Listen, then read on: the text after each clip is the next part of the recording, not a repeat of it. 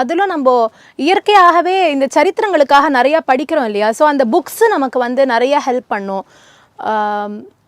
நமக்கு ஒரு விதமான நம்பிக்கையை கொடுக்கும். That is life doesn't end here. லைஃப்பில் இன்னும் நிறைய விஷயங்கள் இருக்குது. இது ஒன்று நடக்கலை அப்படிங்கிறதுக்காக வந்து யாரையும் விட நம்ம குறைஞ்சி போயிடலை அப்படிங்கிற அந்த தன்னம்பிக்கை. இன்ஃபேக்ட் ஒரு பர்டிகுலர் பாயிண்டில் வந்து நான் ஃபங்க்ஷன்ஸ் போகிறது எல்லாமே அவாய்ட் பண்ணினேன்.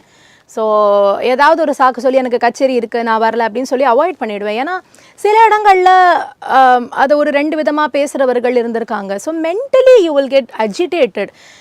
யார் என்னை பார்த்தாலும் அதுக்கப்புறம் அந்த 3 மிஸ்கேரேஜ் ஆனதுக்கப்புறம் எங்கே போனாலும் 2 பேர் என்னை பார்த்தாங்கன்னா ஒருத்தர் எனக்கு டாக்டர் சஜஸ்ட் பண்ணுவாங்க, இன்னொருத்தர் வந்து கோவில் சஜஸ்ட் பண்ணுவாங்க. அஃப்கோர்ஸ் நல்ல எண்ணத்தில் எனக்கு நல்லது நடக்கணுங்கிற எண்ணத்தில் தான் அவர்கள் சொல்வார்கள்.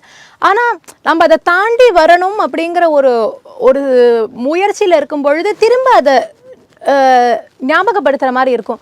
அப்போவும் இதே சங்கீதம் தான் நமக்கு வந்து கை கொடுக்கும். ஸோ லாட் ஆஃப் திங்ஸ் அந்த மாதிரி இன்றைக்கி சோஷியல் மீடியாவில் எவ்வளவு நல்லது இருக்கோ சில விஷயங்கள் நமக்கு மன வருத்தத்தை தரக்கூடியதாகவும் இருக்குது. So I am not talking about health as in physical health, mental ஹெல்த்தையும் அஃபெக்ட் பண்ணுற அளவுக்கு நிறைய விஷயங்கள் இருக்குது. நம்மளை யாருன்னே தெரியாது, ஆனால் நம்மளை பற்றி அவங்க கமெண்ட் பண்ணியிருப்பாங்க. பர்சனல் அசால்ட்ஸ் இருக்கும். பர்சனலி வந்து இவங்களுக்கு வந்து ரொம்ப ஹெட் வெயிட்டு அப்படின்னு கமெண்ட் பண்ணுறவங்கலாம் இருந்திருப்பாங்க. அவங்க பர்சனலாக என் கூட பழகிருக்க கூட மாட்டாங்க, நான் யாருன்னு கூட தெரிஞ்சிருக்காது. அப்போது இதெல்லாம் பார்க்கும் பொழுது அந்த ஒரு க்ஷணம் நமக்கு வந்து ஏன் இப்படி கமெண்ட் பண்ணுறாங்கங்கிற கொஸ்டின் எல்லாம் வரும்.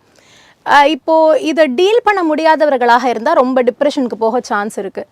பட் அந்த டிப்ரெஷனுக்கு போக விடாமல் இதெல்லாம் okay, it's all part and parcel of the life, you cannot please everyone in the world அப்படிங்கிற அந்த ஒரு எண்ணத்தெல்லாம் நிறைய படிக்கும் பொழுது நமக்கு தோணும். சம்டைம்ஸ் அவர்கள் யாரை சொல்கிறாங்க, இந்த சரீரத்தையா இல்லை ஆத்மாவையா அப்படின்னெல்லாம் யோசிக்கிறது வந்து ஹெல்ப் பண்ணும்.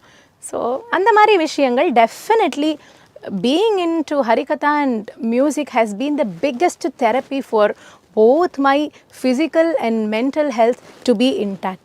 I would definitely tell that. என்னால் பகிரங்கமாக அதை சொல்ல முடியும், அனுபவபூர்வமாக நான் சொல்கிறேன்.